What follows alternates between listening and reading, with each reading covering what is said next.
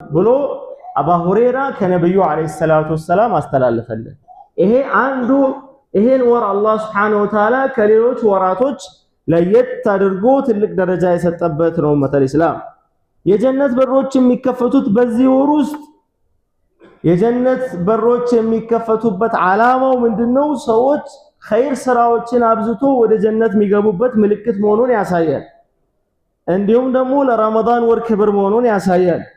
እንዲሁም መልካም ስራዎች በዚህ ወር ውስጥ መብዛታቸውን ያሳያሉ። ኡመተል ኢስላም እንዲሁም ጀነትን የሚከጅሉ ሰዎች አላህን በአግባቡ እንዲገዙ ያነሳሳቸዋል።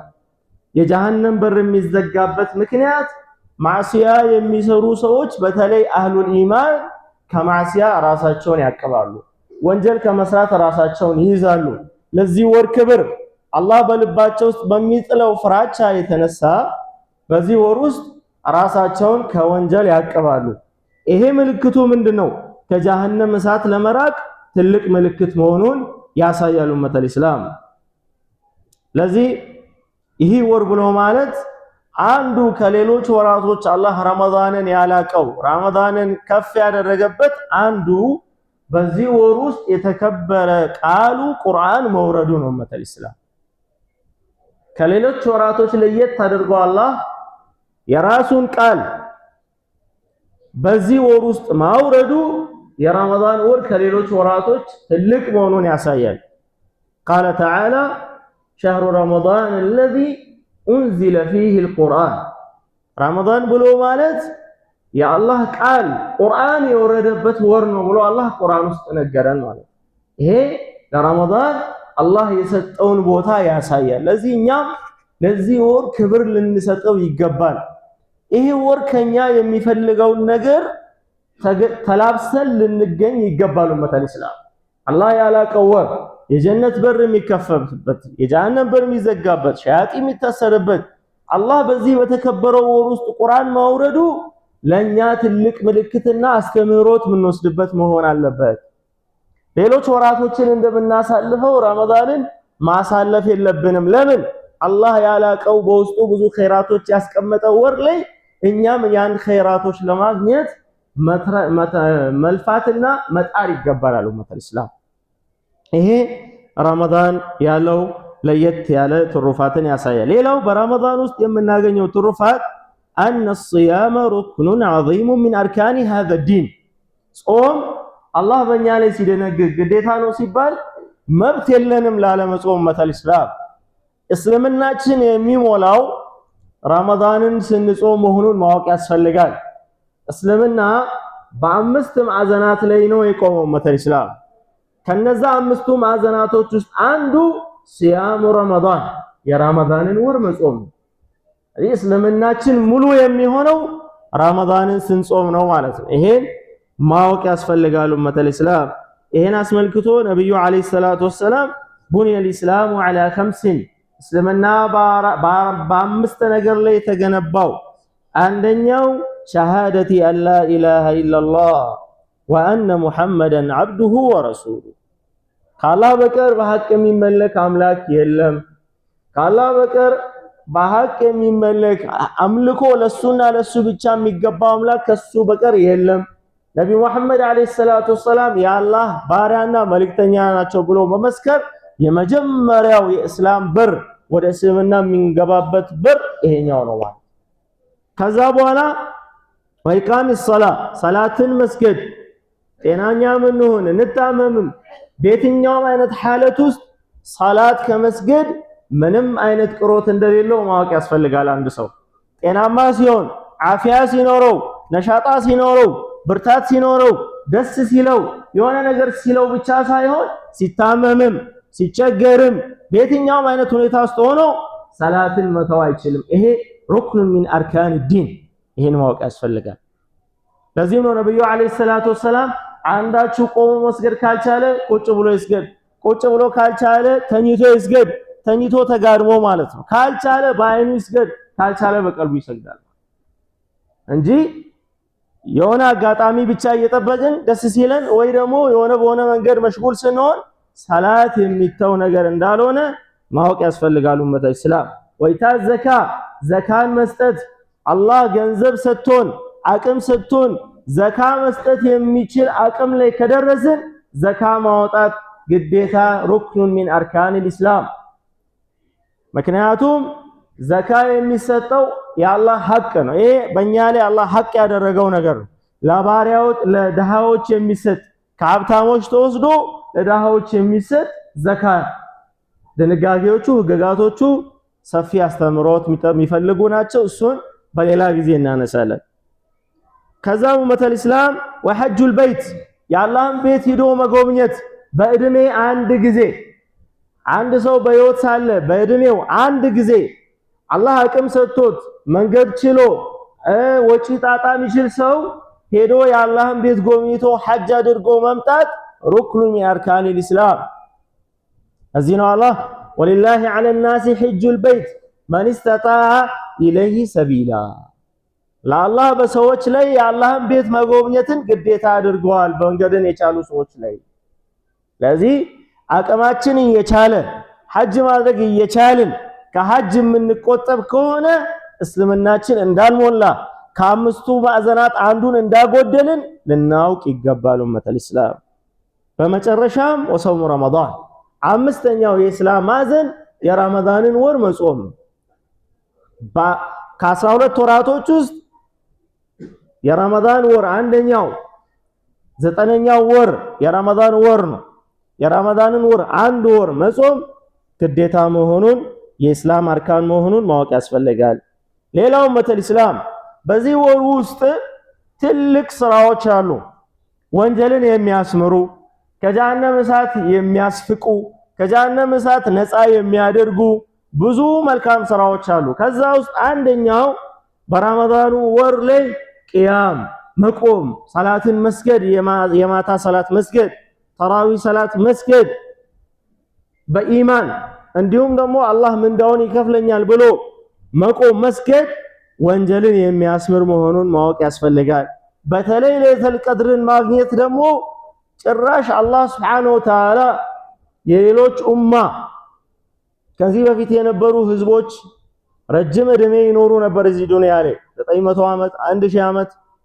የነብዩ ኡማ አለይሂ ሰላቱ ወሰላም አብዛኛው የሚኖረው ከ60 እስከ 70 ነው። ነብዩ እንደነገሩን አለይሂ ሰላቱ ወሰላም አማሩ ኡመቲ በይነ 60 و70 አብዛኛው የኔ ህዝብ የሚኖረው ከ60 እስከ 70 ነው።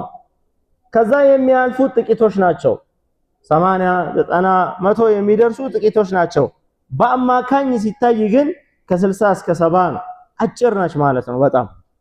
ለዚህ አላህ ሌሎች ኡመቶች የኖሩትን እድሜ አላህ ደግሞ የተለያዩ ዒባዳዎችን በማስቀመጥ እነዛ የኖሩትን አክል እኛ በዒባዳ እንድንሽቀዳደምና ከነሱ እኩል እንድንሆን አላህ መንገድን አበጅቶልናል። ይሄ አላህ ኒዕማ ነው። አልሐምዱሊላህ ረብል ዓለሚን።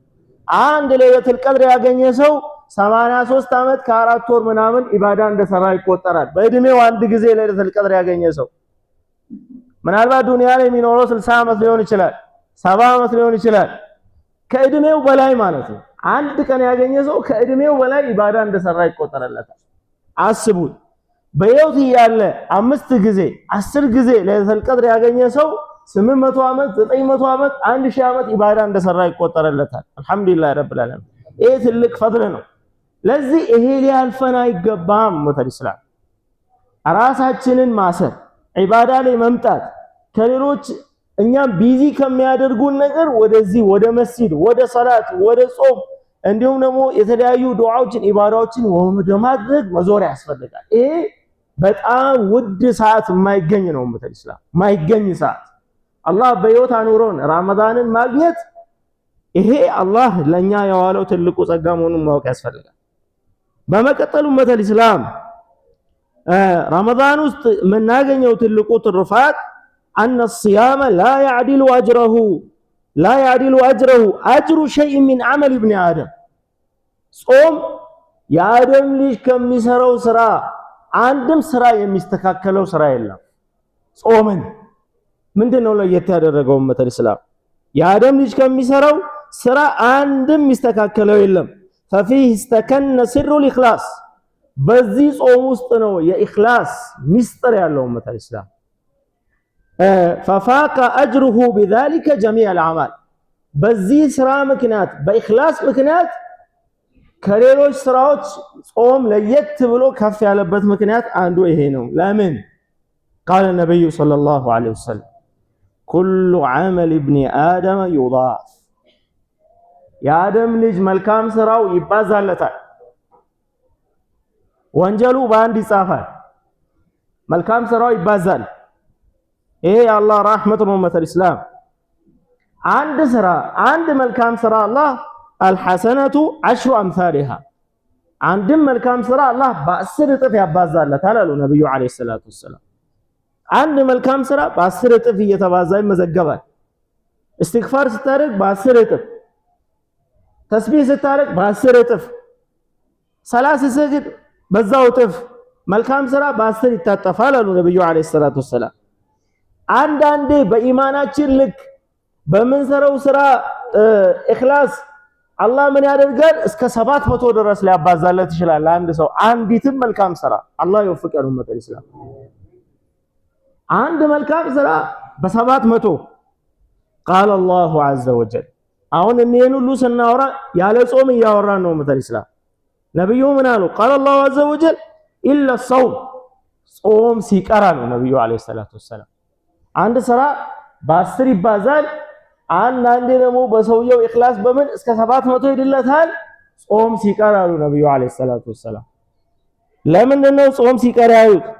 ኢላ ሰውማ ፈኢነሁ ሊ አለ አላህ።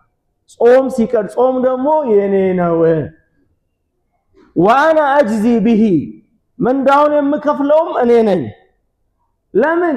የደዑ ሸህወተሁ ወጠዓመሁ ሚን አጅሊ፣ ስሜቱን፣ ምግቡን፣ መጠጡን፣ ሁሉን ነገር ለኔ ሲል ይተዋል አላህ። አንድ ሰው ጾም በጣም የኢኽላስ ዋናው ቁንጮ ነው የሚባልበት ምክንያት አንድ ሰው ማንም ሳያየው ማንም ሳይሰማው በር ቆልፎ መብላት እየቻለ መጠጣት እየቻለ ስሜቱን መወጣት እየቻለ ለማን ብሎ ይተዋል? ለማን ብሎ? ለአላህ። ለዚህ ጾምን የሚስተካከል ነገር የለም። ወሚንሃ አነ ሲያመ ዊቃየቱ ነፍስ፣ ጾም ነፍስን ትጠብቃለች። ኡመተል ኢስላም ሚን ኢትባኢል ሀዋ ፊ ዱንያ፣ ዱንያ ላይ ስሜትን ከመከተል ጾም ልጓም ትበጅለታለች። ኡመተል ኢስላም ነፍስን ትይዛለች። ወሚን ዐዛቢላሂ ፊል አኺራ፣ ነፍስ የአላህን ዐዛብ ከማግኘት ከአኺራ የአላህን ዐዛብ ከማግኘት ትጠብቃለች። ኡመተል ኢስላም ወሒስኑን ሐሲኑን ሊሳኢም ሚን መካኢድ ሸይጣን፣ አንድ ሰው በሚጾም ሰዓት ከሸይጣን ተንኮል የሚጠበቅበት ምሽጉ ነው ጾም። ኡመተል ኢስላም ለምን? አንድ ሰው በሚጾም ሰዓት ደም ስሩ ሁሉ ይጠባል፣ ጥጋቡ ይበርድለታል፣ ሰውነቱ ሙሽሽ ይላል። ሸይጣን እንደፈለገ ደም ስሩ ውስጥ መዘዋወር እንኳን አይችልም። እስቲ ራሳችሁን ጀርቡ። በምጾሙና በማጾሙ ሰዓት፣ በምንበላ በምንጠግብ ሰዓት ወንጀሉም የሚያምረው ሰው ሲጠግብ ነው። እየራበው ወንጀል አያምረው። የተጠማ እየተራበ ወንጀልን አይከጅልም። ሲጠግብ እንደፈለገ ሲሆን የሆነ ሆዱ ሲሞላ ምን ይሆናል? ወንጀል ማሰብ ይጀምራል። እዚህ በሚጾም ሰዓት ምን አሉ ነብዩ አለይሂ ሰላቱ ወሰላም? አንድ ሰው በሚጾም ሰዓት ሸይጣን በሰው ልጅ ደም ስር ውስጥ ይዘዋወራል አሉ። በሚጾም ሰዓት ይሄ መዘዋወሪያ ሁሉ ይጠብበታል፣ መልካም ስራ ይገራለታል አንድ ሰው። ለዚህ በሚጾም ሰዓት ወደ መልካም ስራ ይመጣል። ከጀሃነም እሳት ለመጠበቅ ትልቅ መንገድ ይሆናል። አስሰውሙ ጁነቱን አሉ ነብዩ አለይሂ ሰላም። ጾም ማለት ጋሻ ነው፣ መጠበቂያ ነው። ወሚንሃ ከጾም አንዱ ትልቁ ትሩፋት አነ ሲያመ ሙሀዚቡን ሊነፍሲ ሳኢም፣ የአንድ ሰው ነፍስያውን ጾም ያጠራለታል፣ አካሉን ይጠብቅለታል፣ ወንጀል ከመስራት ይጠበቃል፣ በውሸት ከመስራት ይጠበቃል፣ ሰብር እንዲያደርግ ያደርገዋል ጾሙ። ኡመተል ኢስላም ቃለ ነብዩ አለይሂ ሰላቱ ወሰላም ኢዛ አስበሐ አሐዱኩም የውመን ሳኢመን ፈላ የርፈት ወላ የጅሃል፣ አንደኛችሁ ጾመኛ ሆኖ ያነጋ እንደሆነ ፈላ የርፈት ወላ የጅሃል፣ መጥፎ ንግግር አይናገር፣ ያላዋቂ ስራ አይስራ። ፈኢን ምሩኡን ሻተመሁ አው ቃተላ፣ አንድ ሰው የሰደበው እንደሆነ ወይ የተጣላው እንደሆነ فليقل اني صائم اني صائم እኔ ጾመኛ ነኝ ይበል። የሚጾም ሰው በውሸት አይሰራም፣ ውሸት አይናገርም፣ አይጣላም፣ ራሱን ይቆጠባል። ኡመተል ኢስላም በውሸት ከመስራት ውሸትን ከመናገር መቆጠብ ያስፈልጋል። ትልቁ አንዱ በዚህ ወር ውስጥ ራሳችንን መጠበቅ ያለብን ኡመተል ኢስላም በተለይ ነጋዴዎች፣ በተለይ የተለያየ ስራ ላይ የተሰማራን ሰዎች፣ ማንኛውም ሰው ከውሸት ራሳችንን መጠበቅ ያስፈልጋል። ውሸት እጅግ በጣም አደገኛ ነገር እንደሆነ ጾማችን ምናልባት ተቀባይነት እንዳያገኝ ሊያደርግም ይችላል። ለዚህም ነብዩ አለይሂ ሰላቱ ወሰላም በሐዲታቸው መን ለም የዳ ቀውለ ዙሪ ወልዓመለ ቢሂ ውሸት መናገርን ያልተወሰው በውሸት ከመስራት ራሱን ያልተቆጠበ ሰው ፈለይሰ ሊላሂ ሓጃ ፊ አን የዳ ጣዓመሁ ወሸራበሁ አላህ ያ ሰው መጠጡን መተው ምግቡን መተው ለአላህ ምንም አይደለም አሉ ነብዩ አለይሂ ሰላም። ምንም ሓጃ የለውም አላህ ካንተ ምግብ መተው መጠጥ ከመተው ምንም ሓጃ የለውም። ምን ይጠቅመዋል አላህ? ሁሉም ኢባዳ እኮ ለራሳችን ነው። ኡመተል ኢስላም አላህን የምንጠቅመው ነገር የለም። ኢባዳ ብንሰራ ለራሳችን ነው። ወንጀል ብንሰራ በራሳችን ላይ ነው። ኢባዳ ሰርተን የአላህን ደረጃ የምንጨምርበት ነገር የለም። ወንጀል ሰርተን ከአላህ ስልጣን ምንም እንቀንሰው ነገር የለም። ሁሉ ነገር ለራሳችን ነው ኡመተል ኢስላም። ለዚህ ይሄን ያላደረገ ሰው መጠጥ መተው ምግብ መተው ምንም አይጠቅመውም አሉ ነብዩ አለይሂ ሰላቱ ወሰላም። ሌላው ጾም ያለው ትልቁ ትሩፋት أنه ሰበቡን ይድኹል الجنة ጀነት ለመግባት በረያን በር ለመጠራት ትልቁ መንገድ መሆኑን ያሳያል። ጾም የሚጾም ሰው ሁለት ደስታ አለው። አንዱ በፈጥር ሰዓት የሚደሰተው ነው፣ አንዱ ደግሞ ጌታውን ሲገናኝ የሚደሰተው ነው። ሁለቱንም ደስታ ምን ደሰት ሰዎች አላህ ያደርገን ኡመተል ኢስላም። ሌላው በጾም ውስጥ በደንብ ማወቅ ያለብን ነገር ዱዓ ተቀባይነት እንዳለው ዱዓ ማድረግ ላይ መበርታት እንዳለብን ማወቅ ያስፈልጋል። ለምን አላህ ስለ ጾም አህካም ቁርአን ውስጥ በነገረን ጊዜ ወሊቱክሚሉ العدة ولتكبروا الله على ما هداكم ولعلكم تشكرون ካለ በኋላ فإذا سألك عبادي عني فإني قريب አለ አላህ። ከጾም አስከትሎ ስለ ዱዓ ነገረን። ከዛ በኋላ ደግሞ أحل لكم ليلة الصيام ብሎ ደግሞ ስለ ጾም ቀጠለ።